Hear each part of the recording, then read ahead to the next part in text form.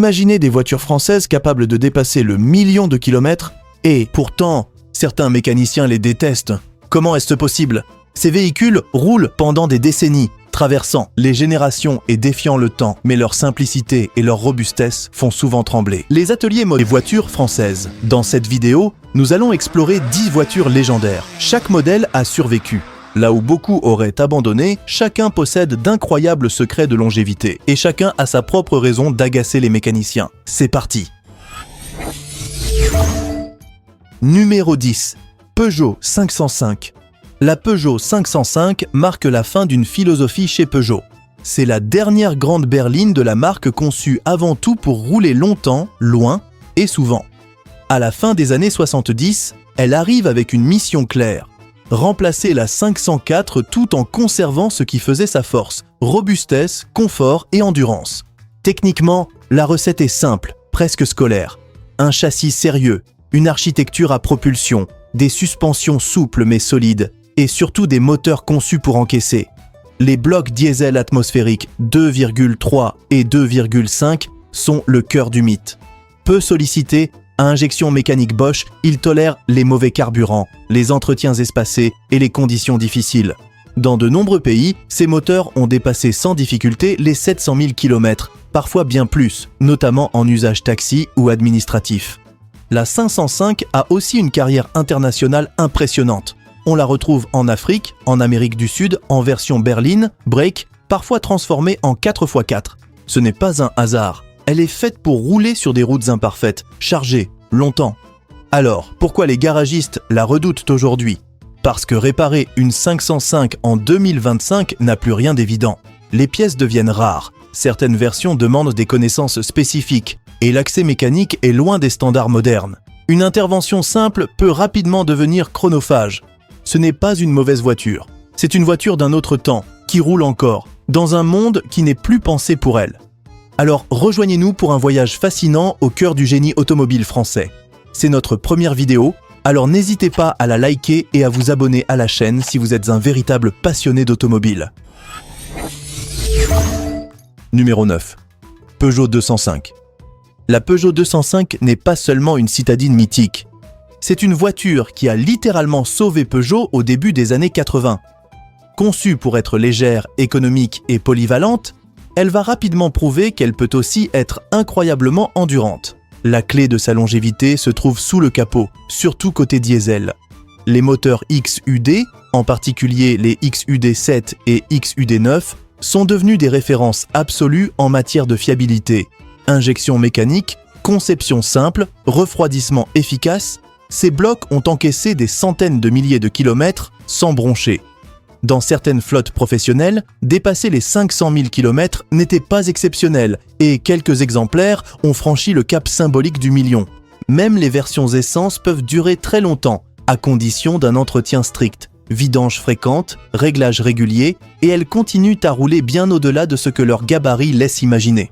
Mais pour les garages, la 205 pose un autre problème, son âge.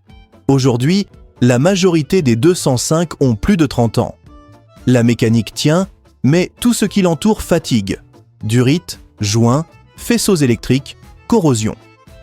Chaque intervention réserve des surprises. La 205 n'est pas fragile, elle est simplement ancienne. Et une voiture ancienne demande du temps, de la patience et parfois de l'improvisation. Des qualités que les ateliers modernes, orientés rendement, n'ont plus toujours le luxe d'offrir. Numéro 8. Renault 5. La Renault 5 donne l'impression d'une petite voiture légère, presque fragile. Et pourtant, elle fait partie des modèles français les plus endurants jamais produits. Lancée au début des années 70, elle repose sur une base technique éprouvée, largement héritée de la Renault 4, mais modernisée pour un usage plus polyvalent. Son principal atout, ce sont ses moteurs. Les blocs Cléon-Fonte, qu'ils soient en petite ou moyenne cylindrée, sont réputés pour leur solidité. Blocs en fonte, conception simple, entretien facile, ils supportent des usages intensifs, parfois sans ménagement. Dans les zones rurales, chez les commerciaux ou dans certaines flottes, la Renault 5 a souvent roulé jusqu'à des kilométrages impressionnants. Son faible poids joue aussi un rôle clé. Moins de contraintes mécaniques, moins d'usure prématurée, et une capacité étonnante à encaisser les années. Beaucoup ont dépassé les 400 000 ou 500 000 km sans intervention lourde sur le moteur. Mais côté garage, la Renault 5 n'a jamais été une favorite. Pourquoi ? À cause de sa conception. Les suspensions à barre de torsion rendent certaines opérations longues et pénibles. La corrosion est fréquente et peut transformer une réparation simple en cauchemar. L'accès à certains éléments mécaniques est tout sauf ergonomique. C'est une voiture fiable, populaire, honnête. Mais pour un atelier moderne, elle demande trop de temps pour trop peu de rentabilité. Numéro 7, Peugeot 504. La Peugeot 504 est souvent citée comme l'une des voitures françaises les plus robustes jamais construites. Et ce n'est pas une exagération. Présentée en 1968, elle est pensée dès le départ comme une voiture capable de rouler partout, longtemps et dans des conditions difficiles. Sa conception est volontairement conservatrice. Propulsion, châssis solide, suspension tolérante, moteur fiable. Les diesels, en particulier, sont devenus légendaires. Simples, endurants, peu sensibles à la qualité du carburant, ils ont fait la réputation de la 504 dans le monde entier. En Afrique, en Amérique du Sud, au Moyen-Orient, la 504 est devenue un outil de travail. Taxi, voiture familiale, véhicule de transport, elle encaisse les charges, les routes dégradées et les kilomètres sans broncher. Certains exemplaires ont roulé pendant plusieurs décennies, dépassant largement les standards européens. Alors pourquoi les garagistes peuvent-ils soupirer face à une 504 ? Parce que sa longévité joue contre elle. Elle tombe rarement en panne. Et quand elle le fait, la corrosion et certaines pièces spécifiques compliquent la tâche. Certaines références sont devenues difficiles à trouver, et la restauration peut demander beaucoup de temps. La 504 n'est pas une voiture capricieuse. Elle est simplement trop fiable pour un monde où la rentabilité prime sur la durée. Numéro 6, Citroën Méhari. La Citroën Méhari est sans doute l'une des voitures françaises les plus atypiques jamais produites. À première vue, elle ressemble plus à un jouet qu'à un véhicule capable d'avaler des centaines de milliers de kilomètres. Et pourtant, c'est précisément cette simplicité extrême qui fait toute sa force. Techniquement, la Méhari repose presque entièrement sur la 2CV. On y retrouve le célèbre bicylindre à plat refroidi par air, une mécanique volontairement sous-exploitée, peu puissante mais quasiment indestructible. Pas de radiateur, peu de pièces en mouvement, une conception tolérante à la chaleur, à la poussière et aux usages intensifs. Résultat, ce moteur peut tourner pendant des années avec un entretien minimal. La carrosserie en ABS est un autre élément clé. Elle ne rouille pas, ne craint pas l'humidité et supporte très bien les conditions difficiles. Dans l'armée française, notamment en Afrique et dans les zones désertiques, certaines Méhari ont roulé dans des conditions extrêmes, accumulant des kilométrages impressionnants sans jamais connaître de panne majeure. Alors pourquoi les garagistes n'aiment-ils pas la Méhari ? Parce qu'elle est trop simple. Il n'y a presque rien à réparer, peu d'opérations lourdes, peu de facturation possible. Et quand elle a été négligée, les problèmes ne sont pas mécaniques mais structurels. Châssis corrodé sous la coque plastique, pièces spécifiques difficiles à trouver, restauration longue et peu valorisante. La Méhari est paradoxale. Elle est extrêmement fiable mais peu rentable à entretenir professionnellement. Une voiture libre, robuste, mais à contre-courant du monde moderne. Numéro 5. Renault 12. La Renault 12 est l'exemple parfait de la voiture conçue pour durer sans faire de bruit. Lancée à la fin des années 60, elle ne cherche ni la performance ni l'innovation spectaculaire.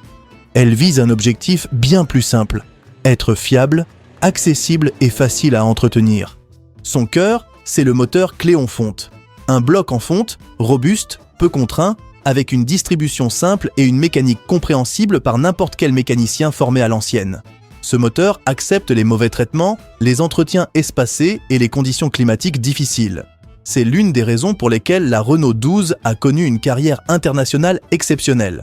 Produite dans de nombreux pays, parfois pendant plus de 30 ans sous différentes formes, elle a servi de taxi, de voiture de flotte, de familiale infatigable. Dans certaines régions d'Amérique du Sud ou d'Europe de l'Est, des Renault 12 ont roulé pendant des décennies, accumulant des kilométrages très élevés sans jamais subir de réparations lourdes. Pour les garages, la Renault 12 était un client particulier. Elle tombait rarement en panne. Les interventions étaient simples, rapides, peu coûteuses. Résultat, peu de chiffre d'affaires généré. Une voiture trop fiable pour être intéressante économiquement. Aujourd'hui encore, restaurer une Renault 12 est relativement simple sur le plan mécanique. Les vraies difficultés viennent surtout de la corrosion et de certaines pièces de carrosserie devenues rares. La Renault 12 n'a jamais cherché à impressionner. Elle a simplement fait ce qu'on lui demandait. Rouler longtemps, sans histoire. Numéro 4. Renault 4. La Renault 4 est sans doute l'une des voitures les plus emblématiques de la longévité à la française. Présentée au début des années 60, elle introduit une philosophie radicalement différente. Simplicité totale, polyvalence maximale et réparabilité absolue. Techniquement, tout est pensé pour durer. Traction avant, suspension indépendante à barre de torsion, moteur simple issu de la 4 chevaux, puis du Cléon-Fonte. Rien de sophistiqué, rien d'inutile. Chaque élément est accessible, démontable, réparable. C'est cette approche qui permet à certaines Renault 4 de dépasser des kilométrages impressionnants sans jamais ouvrir le moteur. Dans les campagnes, chez les artisans, dans les administrations, la R4 a tout fait. Transport de marchandises, routes dégradées, surcharge fréquente. Elle encaisse encore et encore sans se plaindre. Mais pour les garages modernes, la Renault 4 pose problème. D'abord à cause de la corrosion. Le châssis séparé, notamment à l'arrière, est souvent sévèrement attaqué. Réparer correctement demande du temps, de la soudure et un savoir-faire que peu d'ateliers souhaitent mobiliser pour une voiture de faible valeur marchande. Ensuite, sa conception ancienne. Peu de jeunes mécaniciens sont formés sur ce type de mécanique. Les pièces existent encore, mais souvent via des spécialistes ou des réseaux de passionnés. La Renault 4 est une voiture increvable. Mais dans un monde obsédé par la rapidité et la rentabilité, elle est devenue encombrante pour les garages et précieuse pour ceux qui la comprennent. Numéro 3. Peugeot 404. La Peugeot 404 est l'un des piliers de la réputation de fiabilité de la marque. Présentée au début des années 60, elle est conçue comme une voiture sérieuse, robuste et endurante, sans chercher la moindre extravagance. Tout, dans sa conception, vise la solidité et la régularité. Sous le capot, on retrouve des moteurs 4 cylindres issus de la lignée 203 et 403, réputés pour leur résistance. Placé incliné pour abaisser le centre de gravité, ce moteur travaille sans contrainte excessive. Les versions à carburateur sont simples et fiables, tandis que les modèles à injection mécanique Kugel-Fischer, bien réglés, offrent une longévité remarquable. Les diesels, quant à eux, ont acquis une réputation presque indestructible. Dans de nombreux pays chauds, la 404 est devenue une référence pour les taxis. Sur des routes difficiles, avec des charges importantes et des entretiens parfois approximatifs, elle a dépassé les 800 000 km, parfois plus d'1 million. Certains pick-up dérivés roulent encore aujourd'hui, plus de 50 ans après leur sortie. Pourquoi les garagistes modernes peuvent-ils être réticents face à une 404 ? Parce qu'elle demande un savoir-faire précis. Les réglages d'injection mécanique, les carburateurs sensibles et la qualité inégale de certaines pièces refabriquées compliquent les interventions. À cela s'ajoute la corrosion, qui transforme parfois une réparation mécanique en chantier de restauration. La 404 ne tombe presque jamais en panne. Mais quand elle le fait, elle exige du temps, de la compétence et de la patience. 3 choses devenues rares dans les ateliers contemporains. Numéro 2. Citroën DS. La Citroën DS est une voiture à part, même dans ce classement.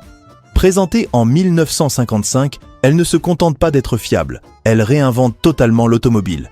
Ligne aérodynamique, confort inédit, technologie révolutionnaire, tout est nouveau. Son secret réside dans son système hydraulique centralisé.